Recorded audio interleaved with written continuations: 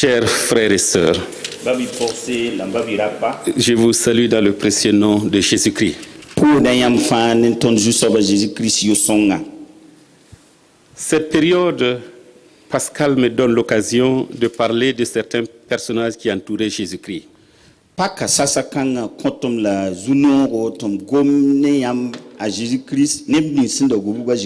Nous pourrions parler très facilement de Pierre. Nous pouvons, cet homme qui, après avoir juré de suivre le maître jusqu'à la mort, et qui finira par jurer de ne même pas le connaître. Nous pourrions parler de Jean, à qui Jésus, accroché à la croix, suspendu, va lui dire: voici ta mère.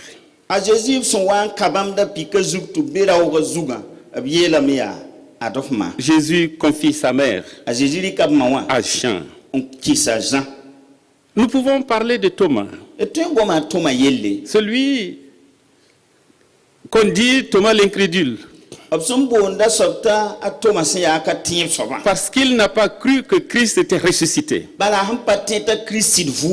retenons que Thomas est celui qui, quand il a vu les preuves de sa résurrection, il s'est prosterné devant Jésus et lui a dit: mon Seigneur et mon Dieu. Et l'histoire nous rappelle qu'à cause du témoignage de l'évangile, Thomas s'est rendu jusqu'aux Indes, dans la ville de Madras, où il a été exécuté d'un coup de lance par un hindouiste. J'ai eu le privilège de visiter cette montagne où l'on pense que Thomas a été exécuté. Mais aujourd'hui, je voudrais parler de Judas Iscariote, célèbre pour sa trahison du maître et de sa fin tragique, dont Richardson nous indique dans son livre L'enfant de paix.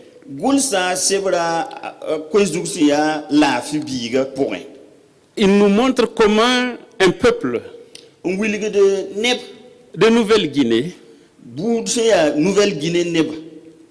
prenait Judas comme leur modèle.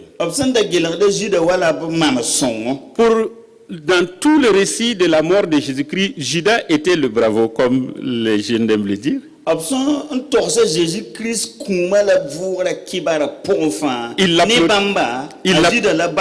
Il l'applaudissait. Et le missionnaire dont Richardson s'est étonné.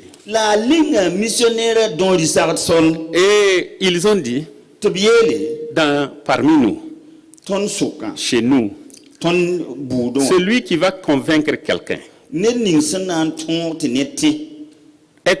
faire comme s'ils sont amis,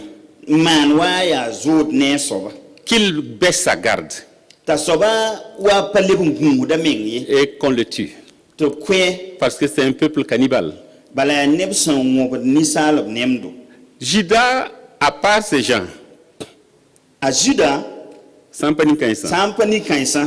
personne ne veut prendre Judas comme modèle.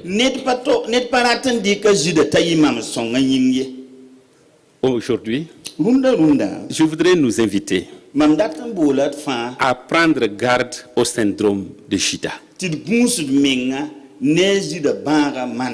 Nous lisons dans Marc chapitre 14 plutôt, à partir du verset 43. Aussitôt, comme il parlait encore, survint Judas, l'un des 12, et avec lui une foule armée d'épées et de bâtons.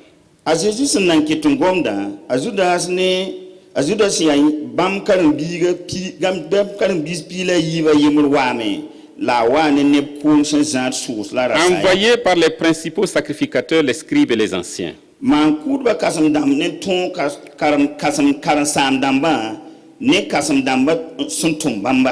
Celui qui le livrait leur avait donné un signal. Celui à qui je donnerai un baiser, c'est lui.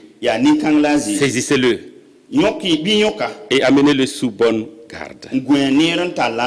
Aussitôt arrivé, il s'approcha de Jésus en disant, Rabbi, et il l'embrassa. Alors ces gens portèrent les mains sur Jésus et le saisirent. Un de ceux qui étaient là tira l'épée, frappa le serviteur du souverain sacrificateur et lui emporta l'oreille.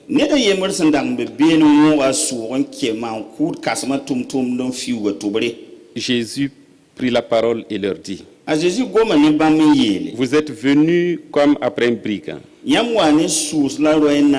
avec des épées et des bâtons pour vous emparer de moi. J'étais tous les jours parmi vous. J'enseignais dans le temple et vous ne vous êtes pas saisis de moi. Mais c'est afin que les Écritures soient accomplies. Alléluia. Alléluia. Alléluia. Alléluia. Judas Iscariote. Judas le traître. Il est le seul parmi les 12 qui n'était pas de Galilée. Il n'était pas du même ressort territorial que les 11 autres. Quand nous regardons la vie de Judas, qu'est-ce qui nous marque? Premièrement, Judas a été appelé par le Seigneur Jésus. Judas n'est pas venu simplement se joindre au groupe. Jésus a prié toute une nuit. Après avoir prié, la Bible nous dit que le matin, il a appelé ses disciples et il en a choisi 12 à qui il a donné le nom d'apôtres. Luc chapitre 6, verset 12 à 19. Marc chapitre 3, verset 13 à 19. Montre le choix des 12 parmi lesquels était Judas. Il l'a choisi. C'est le maître même qui l'a choisi. Il ne l'a pas choisi au hasard. Il l'a prié. Il a cherché la volonté de son père. Et il a choisi Judas. Cependant, c'est celui qui allait le trahir. Nous pouvions penser que Jésus a fait une erreur. Mais Jésus n'a jamais fait d'erreur. Jésus est omniscient. Jésus connaît tout. Parce qu'il est venu du Père. Je voudrais nous rappeler le fait d'avoir été appelé par Jésus à le recevoir comme Sauveur et Seigneur, d'avoir été appelé par Jésus à être à son service. Notre appel peut être fantastique, comme certains aiment épater les gens. Il y en a qui vont déclarer, j'ai vu Jésus qui est venu dans ma chambre, je l'ai vu vis-à-vis, il s'est révélé à moi.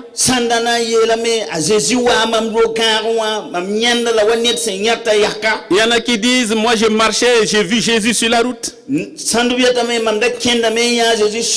en a qui diront, j'ai vu Jésus dans mon rêve. Même si ces choses sont vraies, je voudrais nous dire, cela n'est pas une raison suffisante. Ce n'est pas suffisant pour que nous ne tombions pas dans le syndrome de Judas. Judas a été appelé par Jésus lui-même. Cependant, il a trahi. Jésus a donné à Judas la puissance d'évangéliser. A Jésus conduit de pantamon koyera. De chasser les démons. Pantirik zindamba. Il était avec les 12. Il était avec les 70 qu'il envoyait 2 à 2. Il a chassé des démons. Il a opéré des miracles. Cependant, on retiendra que Judas a failli. Rappelez-vous ce que Jésus dit? Il y a des gens qui vont venir au dernier jour. On a mangé avec toi.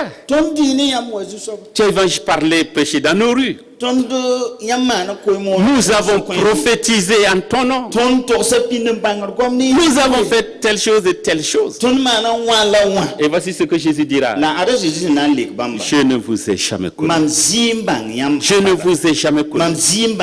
La capacité ou le don d'opérer des miracles n'est pas une garantie que nous ne pouvons pas succomber au syndrome de Judas. Notre ministère, notre position dans l'église ne sont jamais une garantie que nous ne trahirons pas le maître. Remarquez que Jésus a manifesté de la confiance et de l'amour envers Judas. Jean chapitre 12 verset 6 nous dit que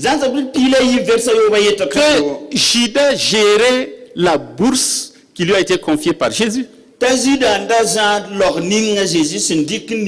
L'argent du groupe, Jésus lui confie cela. C'est une marque de confiance. C'est un appel à Judas. Judas, tu as eu une opportunité. Tu n'es pas obligé de me trahir. Tu dois marcher avec moi. Regarde comment je te fais confiance. Et Jésus va le prévenir. Tu vas me trahir. Jean chapitre 13 verset 26. Dit clairement, il savait qu'il allait le trahir. Il prévient Judas du danger, du péril de la traîtrise. Le Fils de l'homme s'en va selon ce qui est écrit de lui. Mais malheur à celui par qui il sera livré. Mieux vaudrait pour cet homme ne jamais naître. Malheureusement, Judas a rejeté ou ignoré la main tendue du maître. Pourquoi Judas a-t-il failli? Je dirais premièrement que Judas a ouvert la porte pour Satan. Jean chapitre 13 verset 27 nous le dit. Satan entra à Judas. Il a ouvert la porte par ses pensées, par ses actions, par ses motivations. Satan a pu entrer en Judas. Un autre point, c'est que Judas aimait l'argent. Jean nous dit que Judas puisait l'argent dans la caisse commune. Il enlevait l'argent pour ses besoins personnels. Ce n'était pas les besoins du groupe. C'est ce qu'on appelle détournement. C'est ce qu'on appelle abus de confiance. Il prenait l'argent de telle sorte que une femme est venue briser un vase d'albâtre d'un parfum de grand prix sur Jésus-Christ. Répandre le parfum sur le maître, l'essuyer avec ses cheveux. Et Judas dit, on aurait pu vendre ce parfum très cher et donner aux pauvres. Pour donner aux pauvres, aider le pauvre. Vous savez combien d'ONG? Je ne parle pas d'ONG, les ONG créées par des gens qui ne connaissent pas le Seigneur Jésus, mais parfois fondée par des chrétiens naur kire ya tir menga yeba ba qui, sous couvert d'aider les pauvres et les démunis, yeti banda to songa ka pairam la naur les veuves et les orphelins, qui be la pourquoi pas se mettent à rouler dans de grosses voitures, yaulum be mobile bet pour wende pendant que les pauvres et les orphelins ti nangaram la ki sont toujours dans leur misère. ketembe il pakra Combien de photos et d'images ont été envoyées faute namba wena la bu kon tole pour simplement avoir des financements? na yilim pam ligidi bala Et ces financements ne vont jamais vers ceux qui en ont besoin. la ligidi kanga nebni subsin yetib na songo C'est pour eux de construire de grands châteaux, ya han dik metro beda rouler dans de grosses voitures, on dag mobile beda porter des habits somptueux, yela de fuyi niba demander qu'on les reconnaisse comme des bienfaiteurs. un côte ne ba fanta banti bam ya ne ba songo Jésus connaît,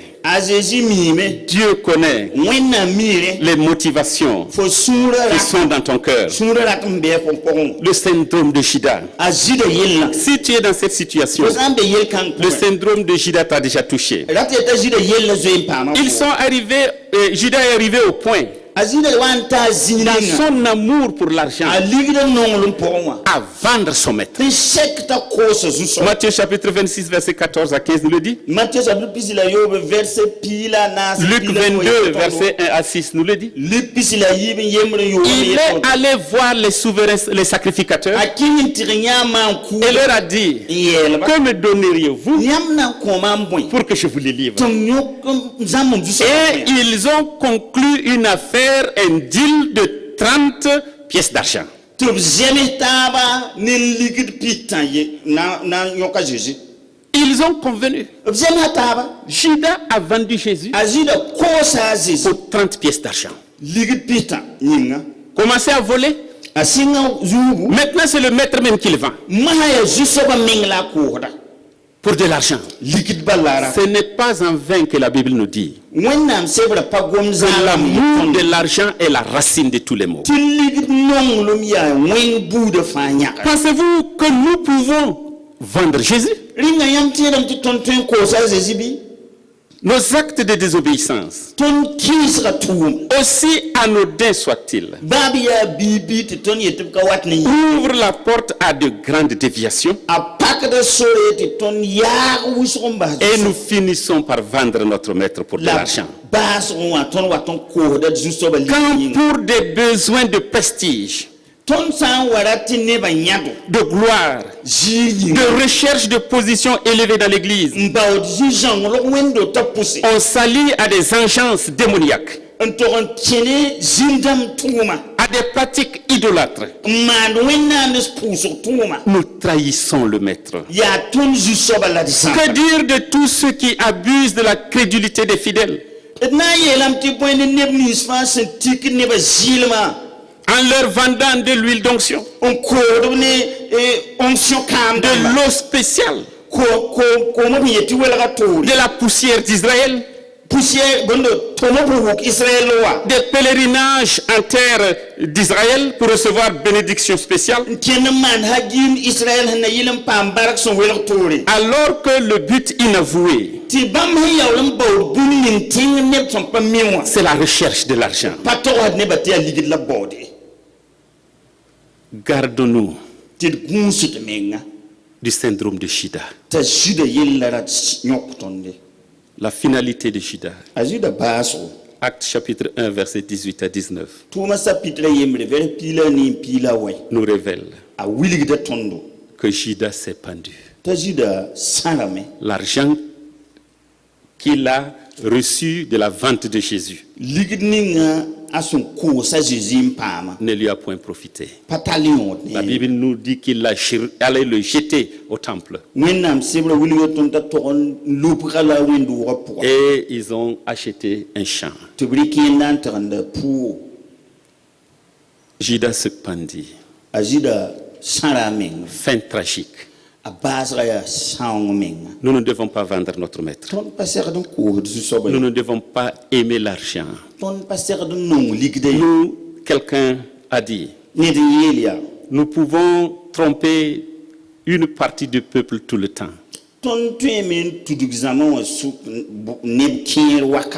Ou nous pouvons tromper tout le peuple une partie du temps. Mais nous ne pouvons pas tromper tout le peuple tout le temps. Mieux encore, nous ne pouvons pas tromper Dieu. Nos mensonges cachés, nos motivations cachées sont comme dans un plateau devant ses yeux. Ce qu'il demande, que nous abandonnons les voies tortueuses, que nous nous repentions et que le syndrome de Judas nous abandonne. Nous devons veiller sur nos voies, ne pas aimer l'argent, car l'amour de l'argent est la racine de tous les maux. Puisse le Seigneur vous aider. Puisse le Seigneur nous aider. Que le syndrome de Judas ne nous atteigne pas. Et si nous avons déjà été atteints, retournons au Maître et repentons-nous. Il est à même de nous effacer nos péchés et de nous réconcilier avec lui. Que Dieu vous bénisse. Amen. Amen.